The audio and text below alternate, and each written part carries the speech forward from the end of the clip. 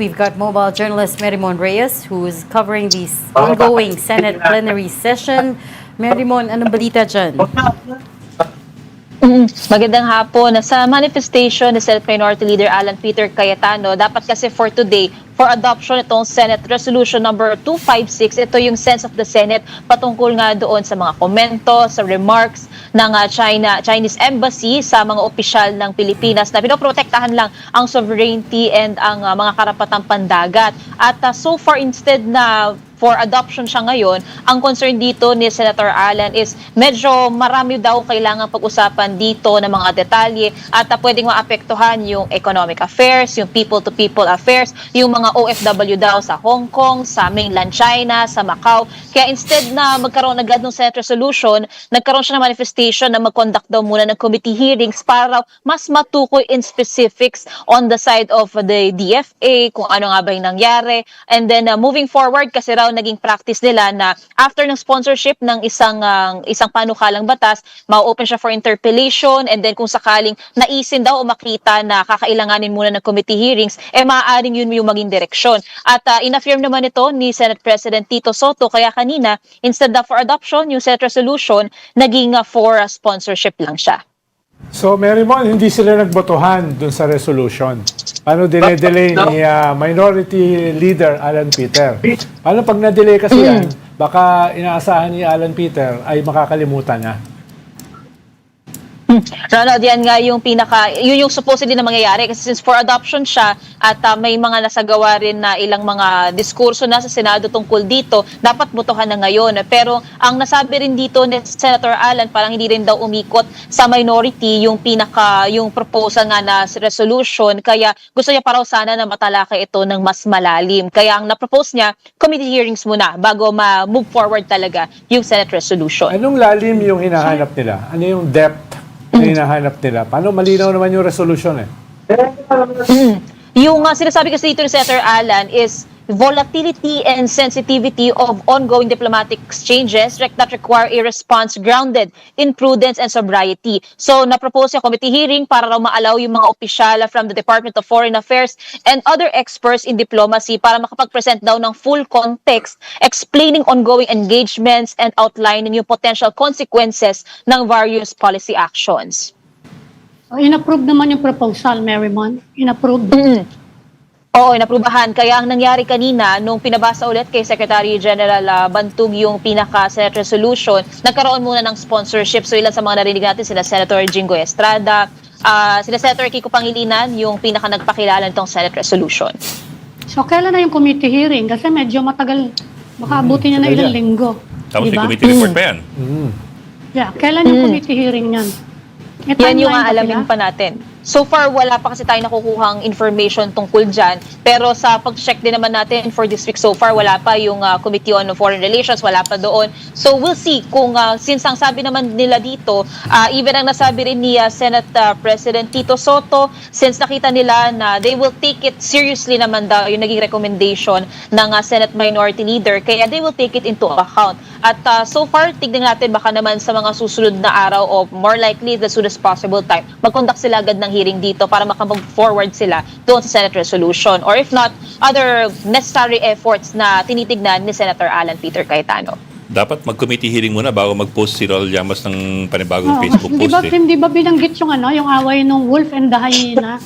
Wala bang ganun banggit? Sana monitor natin kanina, parang wala namang nabanggit. Pero kahapon, kumukulo yung dugo, nagagalaiti sila Senator Risa Hontiveros, sila Senator Erwin Tulfo.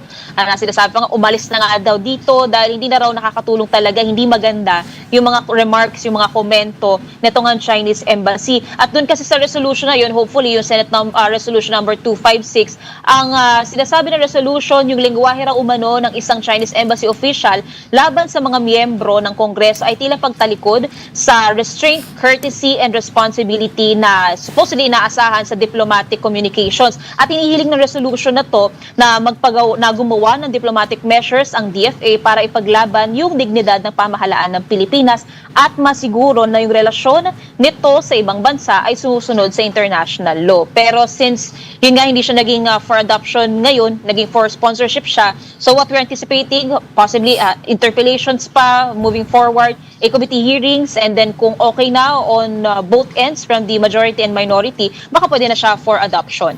What are they hoping to achieve at the committee hearings? Are they going to call in resource persons? What do we know about it?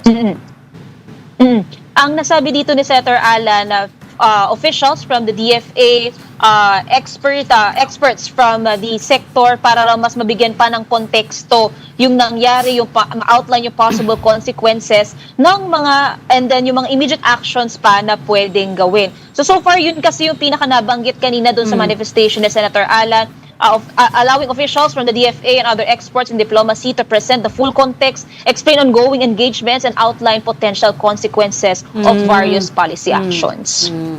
So in other words, it's in diplomatic limbo. Kasi if you're gonna have interpellations in a committee hearing, by the time matapos lahat makagawa ng Tagal committee yan. report at mapagbotohan ng isang resolusyon, baka Tapos 2028 na. Nakakalimutan na. Grabe naman. Nakakalimutan na. Bok, nasabi pa kanina ni SP Soto, ito yon. Just for the record, we have indeed made it a practice that when a bill is sponsored, we give it time for interpellation a day or two after. In the case of resolutions, usually we pass it the same day or after the sponsorship. But in case of controversial resolutions or bills, we do give it some time. Kaya sa tingin din ni SP Soto, in order naman daw, itong nabanggit na manifestation ni Senator Alan.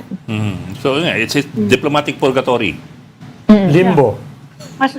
Mas mauuna yung persona non grata niya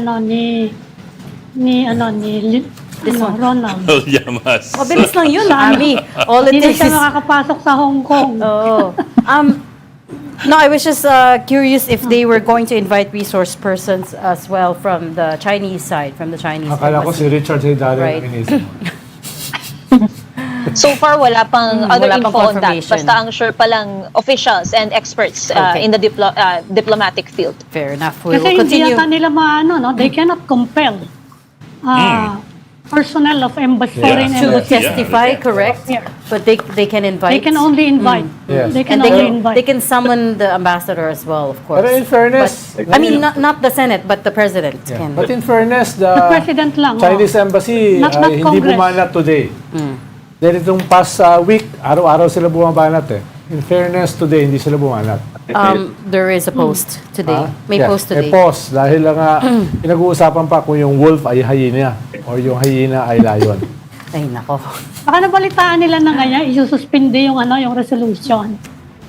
Kaya muna, detente. Pero nakakatuwa yung Thanks. statement ng Okay. DFA, Ami, dahil yung DFA, dinipensahan yung mga senador at congressmen. Pero hindi si Commodore Tariela. Hindi siya sinama doon sa statement ng DFA.